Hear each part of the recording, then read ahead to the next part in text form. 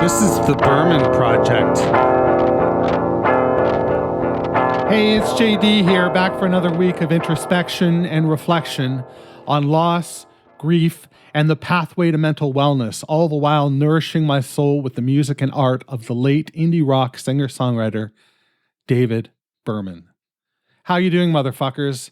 I'm looking out my window right now, and the sky has turned from beautiful blue to menacing gray. The clouds that were white and fluffy, hiding out in it, are now, camouflaged against the gray. And it's very difficult to get past the potential of rain that is lingering in the air right now and making me feel like I just can't get it together, So there's that. I hope you're doing well. I hope everything on your end of the earth is doing, great. I've missed a couple episodes here and there, and I'm trying to pick up the pieces. It can be tough. It can be really tough, but in this instance, I'm finding it rather straightforward. This podcast knows what it's about, and that helps. I took some time away because I don't think you need to hear all the negative stuff all the time. And I don't need to say it all the time. It's okay occasionally. But there's no point just me barfing into the microphone all the miserable things that are going on to me or that I'm perceiving that are going on to me, and having you just get tired of it, So there's that. I am growing tired of it. So I went to my psychiatrist last week. It was my second visit to this new psychiatrist. And truly the reason I went to a psychiatrist is because my family doctor, ever since my old psychiatrist closed to practice, my family doctor has just been writing scripts based on the scripts that my psychiatrist wrote. So he won't adjust the meds. And I'm pretty certain the meds need adjusting. I've been diagnosed with treatment-resistant depression, and for the longest time, we've had a cocktail that's been, doing the job. It's working. There's still ups and downs, but it's by and large, it's okay.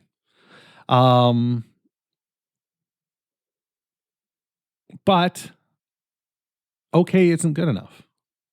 I want to feel right.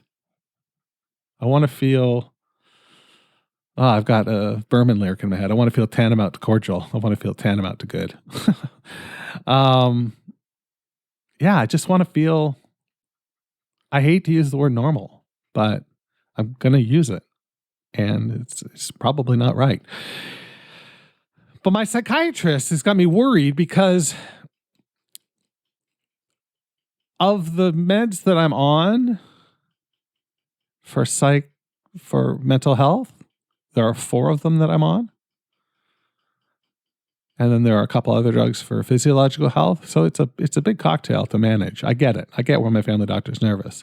But my psychiatrist threw me a curveball, and he said when he adjusts it, he might actually reduce some of them because they're already at treatment level. And when they're at treatment level, like a therapeutic dose, then you don't typically see much more good out of it.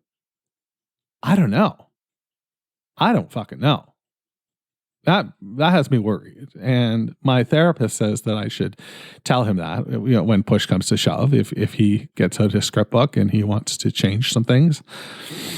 I personally would like to see the lithium go up, but that's my layperson. That's me. Oh, the sky has become blue again. That's me being a layperson and not really understanding, but I don't know that the doctor in 2 45-minute visits has much better understanding than I do,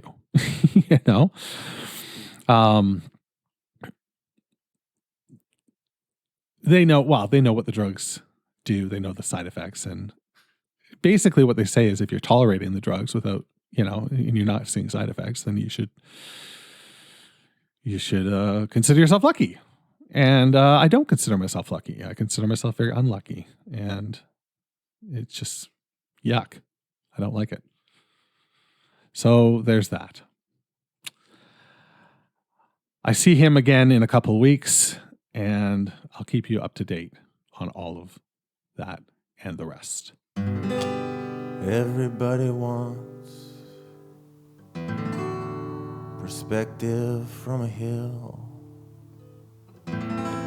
but everybody's wants can't make it past the windowsill. I can see you in your room at night, pictures on your walls, little forest scenes and high school Halloweens, but they don't come to you. They don't come to you at all. All houses dream blueprints. Our houses dream so hard. Outside you can see my shoe prints. I've been dreaming in your yard. One of these days will end. The kitchen window, the light will bend. You'll be carving a pumpkin with a knife.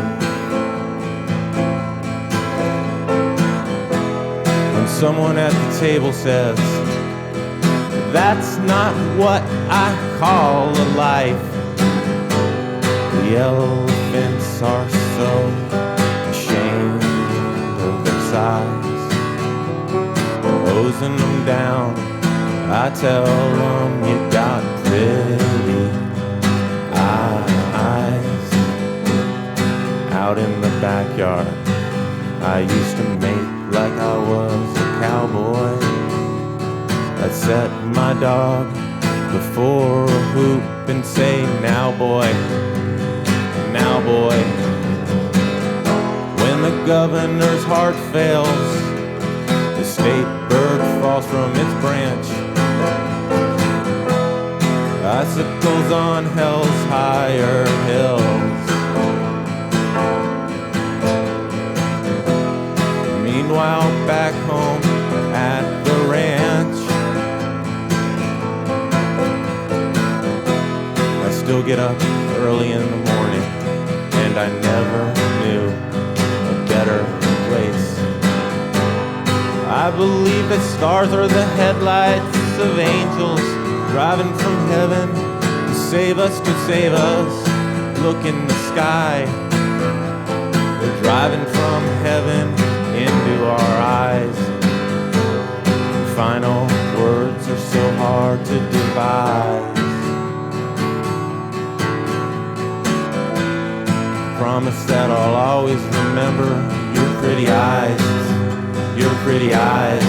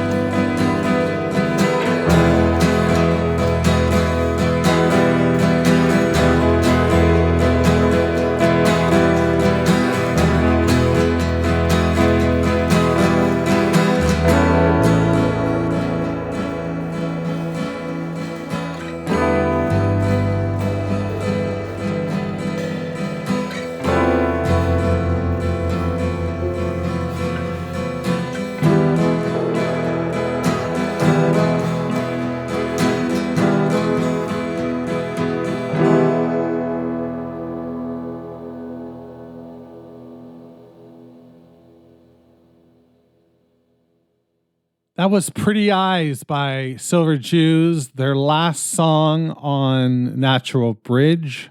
A beautiful track with some real a meandering melody that doesn't really have a chorus, although there is like a melodic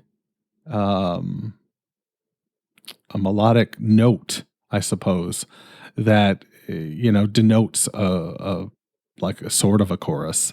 When he lifts into the sound of saying "pretty eyes." So there's that. I think that's a really great song. There's lots of fun lyrics.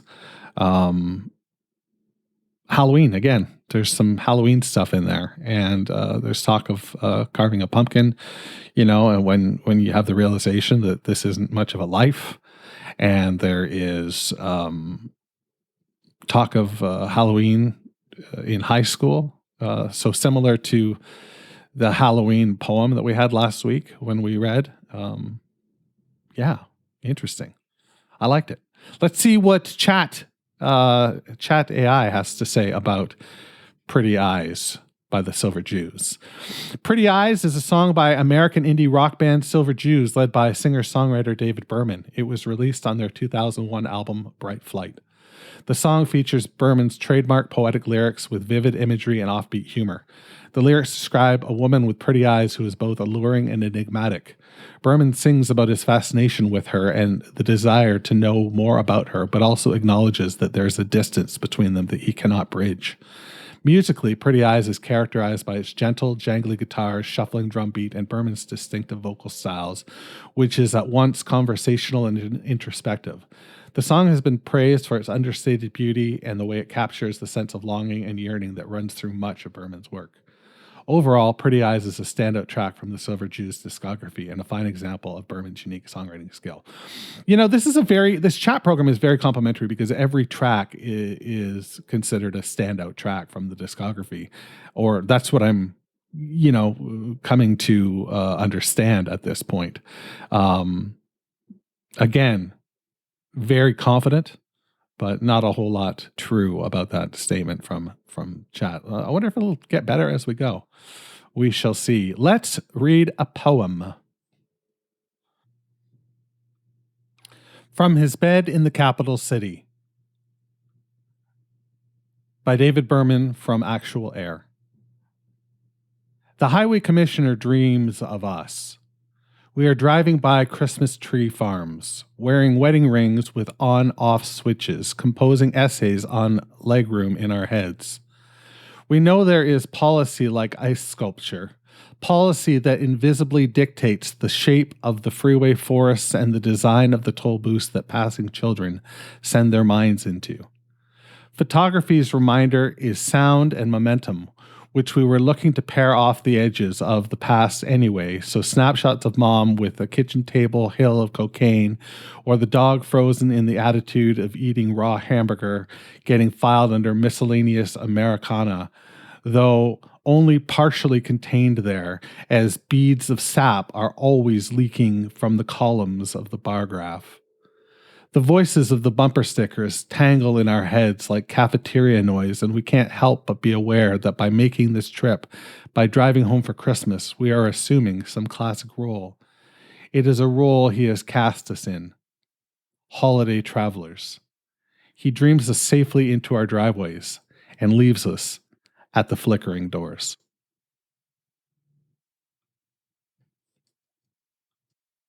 Wow. That is another good one. This is wouldn't you love to see his cutting room floor? I would love to see his cutting room floor. I want to know what doesn't make it. I want to know his process, and we're never going to know this stuff because he's gone. And when somebody is gone, it takes a lot to process. I still don't think I've quite understood that my parents are both gone. I really don't think I understand that. I just came up with something yesterday, in fact. When I got my tonsils out, there was a story, and I have no one to ask. I have no one to ask the story about anymore. So, that's pretty shitty. So, I'm not over it. I doubt I ever will be. And as much as I didn't know David Berman, and I only knew him through his work, I sort of feel the same way. Not as my parents, of course, but that I don't quite get it. I don't quite understand it. It's bonkers. You know? Death is a fucking weird thing. And that's what I have to say about that. That's what I got for you this week. Stay hungry, stay foolish, and wash your goddamn hands. The Berman Project is a production of Douvra Podcasts and Such. You can find out more about the show at www.thebermanproject.xyz. That's right, I'm fucking Canadian. I'm also social. Find me on Twitter, Instagram, and all the rest at Berman Project.